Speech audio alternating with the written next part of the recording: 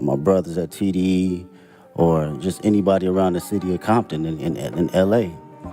It's just magnified to the level where I've progressed it and did enough hours to know, okay, I know where to place it now. I know how to make it connect with people. The Super Bowl halftime show was supposed to be an electrifying spectacle, a showcase of talent, lights, and unforgettable moments. But no one expected Kendrick Lamar to throw a lyrical grenade into the stadium, leaving millions of fans in shock. In a jaw-dropping twist, Kendrick seemingly called out Drake's rumored penchant for younger women. And as if that wasn't enough, he led the entire crowd in chanting a mysterious phrase, MW. Within seconds, social media exploded. Was this a direct shot at Drake? A moment of performance art? Or something deeper? One thing was certain. Kendrick had just set the internet on fire. For years, Drake and Kendrick Lamar have been two of the most dominant figures in hip-hop. Their journeys have been legendary. Drake, the king of chart-topping melodies,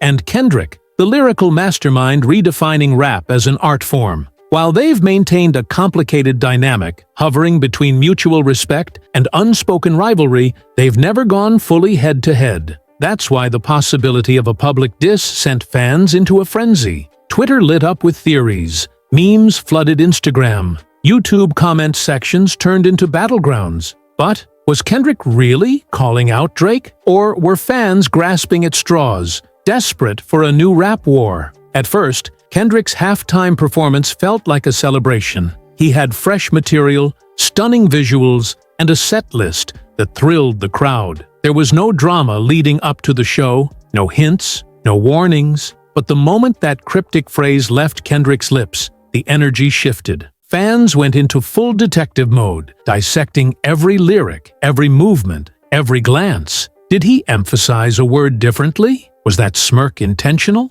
Did the stage lighting itself hint at something deeper? Theories multiplied at lightning speed, each one more detailed than the last. Drake, a master of public composure, found himself at the center of a storm he never saw coming. His team stayed silent. No immediate reaction, no damage control, just silence. And in that silence, speculation grew louder. Was Drake unbothered, or was he brewing a response? Fans watched his every move, waiting for a cryptic tweet, a sly Instagram post, or, best of all, a new track that would flip the narrative. But Drake played it cool, at least at first. Days passed. Theories reached a boiling point. Finally, whispers surfaced from inside Drake's circle. He was frustrated, annoyed, but not about Kendrick, about the culture of constant speculation. Then, just as the internet began to settle, Drake finally broke his silence. In a casual Instagram live session, fans flooded the chat with one burning question.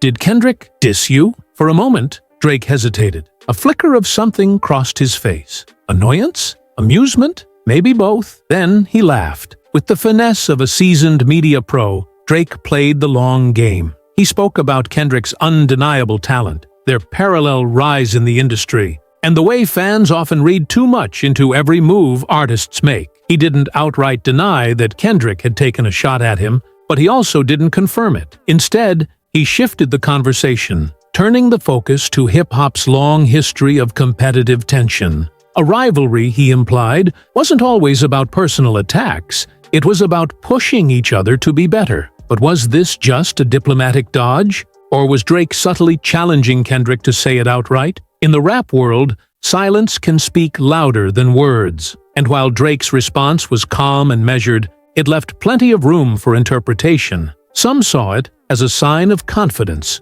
proof that he wasn't rattled. Others believed it was a calculated deflection, a way to avoid giving Kendrick any additional power. Either way, the internet wasn't satisfied. The debate raged on. Who had the upper hand? Was Kendrick playing chess while Drake played checkers? Or was this just another overhyped moment destined to fade into the background? Then came the plot twist. Days after Drake's response, sources from his inner circle leaked new details. While publicly unfazed, privately, Drake was weighing his next move. Would he drop a response track, or was he taking the high road? One source claimed Drake had already recorded something fiery, something direct. But would he release it, or was the risk too high? After all, Kendrick wasn't just any rapper, he was a lyrical assassin, a storyteller who knew how to turn words into weapons. Meanwhile, Kendrick stayed silent. No follow-ups, no clarifications, just the lingering mystery of that halftime moment.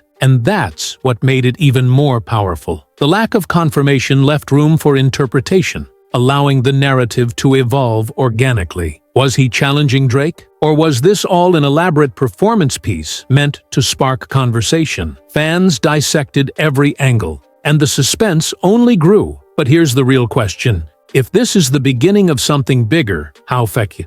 And just like that, the debate spiraled into something bigger than anyone could have predicted. Drake's silence had given way to calculated words, and yet the air was thick with uncertainty. His inner circle tried to downplay the situation, calling it a non-issue, a mere misinterpretation. But behind closed doors, whispers suggested otherwise. Was he genuinely unbothered, or was he plotting his next move? One thing was certain. Fans were hooked, dissecting every post, every lyric, every moment. Kendrick, ever the enigma, gave them nothing. No comment, no clarification, just the weight of his artistry hanging over the conversation. If anyone knew how to weave mystery into music, it was him. And wasn't that part of his genius? This wasn't just another feud. It was a masterclass in controlled chaos, a spectacle where silence was just as powerful as words. Every move was intentional, every ambiguity meticulously crafted. Music critics, podcasters,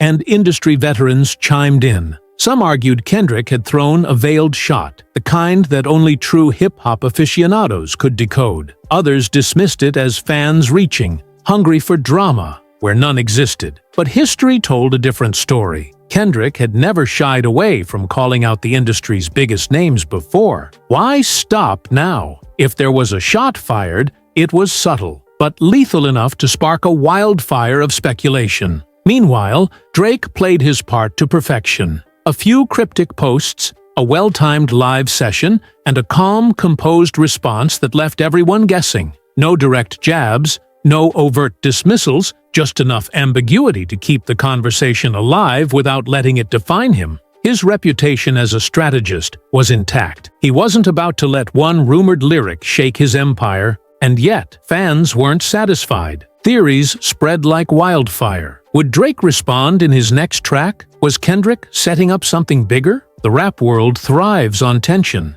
and this moment was no different. Some said Drake was lying low, biding his time, waiting to drop a response so sharp it would leave no room for doubt. Others believed he'd let it go entirely, refusing to engage in a battle that didn't serve his long-term game. Either way, the anticipation was electric. Beyond the music, this was a battle of personas. Drake, the polished, PR-savvy icon who knows exactly when to speak and when to hold back, versus Kendrick, the elusive, unpredictable poet whose every word carries weight. Their dynamic was a chess match, and every move, or lack thereof, only fueled the legend. Would they ever directly clash? Or would they keep fans trapped in this endless cycle of speculation, decoding every performance, every lyric, every shift in energy? As the days passed, the noise began to fade. The internet moved on, chasing the next big controversy. But the embers still glowed. Every now and then, a new lyric, a sly remark, a subtle reference would reignite the conversation. Was Kendrick playing the long game, waiting to strike when the world least expected? Was Drake already crafting his response, hidden within the layers of a future hit? Or was the entire spectacle nothing more than a carefully orchestrated act, designed to keep their names forever intertwined in hip-hop history? One thing was clear. This wasn't over. Not really. Not as long as fans kept searching for hidden meanings, not as long as rap thrived on the fuel of competition, and certainly not as long as Kendrick and Drake remained at the top. The stage was set, the players in position. Now, all that was left was the waiting game. And in the world of hip-hop, waiting is often the most thrilling part.